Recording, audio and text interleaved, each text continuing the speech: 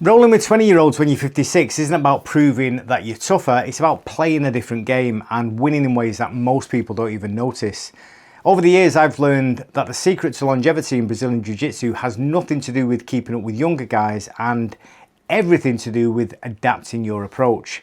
So let's talk about what that actually looks like and what I've learned after decades of rolling on the mats. So when you're at your 50s, your body doesn't bounce back like it used to, and that's not a complaint, it's just reality. Now the younger guys recover faster, they're more explosive, and they roll like they've got nitro in the bones. Now I used to get frustrated with that, especially when I felt like I couldn't keep up with them or I felt pressure to match the pace. But that pressure is something that we put on ourselves. So I eventually realised that I'm not here to out-athlete them, I'm here to outthink them. I don't need to beat them at their own game, I just need to make them play my game. So at 56, I've had to shift how I train. I rely on efficiency, I use frames, I use timing, structure and pressure and not speed or strength. I focus on taking up space, slowing things down and being impossible to move. And I make them carry my weight. I let them burn themselves out trying to pass or escape. And then when they make a mistake, and they always make a mistake, I'm there to take what's mine. And this wasn't just a clever strategy, it was a necessity. I couldn't keep up the same pace that I had in my 30s or 40s, so I stopped trying and I started evolving. And honestly, I've gotten much better because of it. The less I rely on athleticism, the more my jiu-jitsu becomes about timing, feel, and good decision making.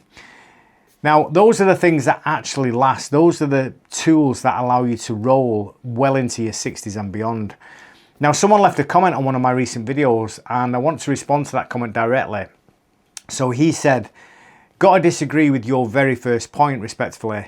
You absolutely have to be able to keep the pace with the younger guys. My cardio at 45 can hang with the 19-year-old wrestlers in my class. If it couldn't, I'd have no business on the mat. You can't be sucking air 30 seconds into a roll. I don't care how smart you play."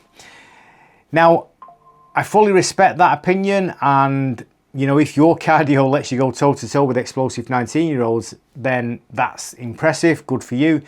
But here's the thing, if you're trying to keep that pace every round, you're not going to be keeping that pace 30 minutes into the session. You might win the first couple of rounds, but if you're constantly trying to match pace instead of controlling it, then you're just burning the candle at both ends. Now that might work in short bursts, but in my opinion, it's not sustainable. Eventually something breaks and it's probably going to be you. Slow and steady wins the race, especially when we're older. Now, I'm not trying to win a sprint, I'm here to win the marathon. And that means making smart, energy efficient choices every time I step onto the mat. The goal is to be training 5 years from now, 10 years from now, not dominating one good session and spending the rest of the week injured or totally exhausted. Now, another comment I got said, "Fun is for amateurs," when I talked about fun in one of my videos. Now, I get where that mindset comes from. I've been around competitors my whole life. I've seen the serious side of jiu-jitsu. I've lived it. But here's my take. If you're not having fun during training, then you're not really training. You're just performing. You're putting on a show. You're trying to prove something, and that gets old really fast. Now, if every role is serious, intense, and ego-driven, then you end up turning your teammates into enemies, and that's not what it's about. That's not why we keep showing up. Jiu-jitsu is a personal journey, but it's also a community, and you've got to enjoy the process. You've got to be able to laugh during rolls and encourage each other and have sessions that are just fun. What are you two laughing at? Jiu-jitsu. Just jiu-jitsu. And yeah, if you're preparing for competition, then there's a time to turn up the intensity. I've done that too. But even then, it should still be fun. It should feel meaningful, because at the end of the day, this is your team. These are your people. And if you forget to enjoy the process, you'll just burn out. Or even worse, you'll miss the entire point of why you started doing jiu-jitsu in the first place. Now, rolling with 20-year-olds as a 56-year-old black belt isn't about domination, it's about adaptation. I'm not trying to beat them every time.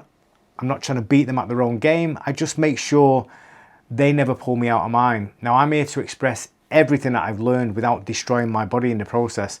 And that, to me, is the real win. That's the test of mastery, being able to train smarter, last longer, and give more back to the people around you. And that's the beauty of jiu-jitsu. It grows with you. It's just organic, and it will grow if you let it. It humbles you, it rebuilds you, it teaches you who you really are. So if you're over 40 and still training, then, you know, I see you.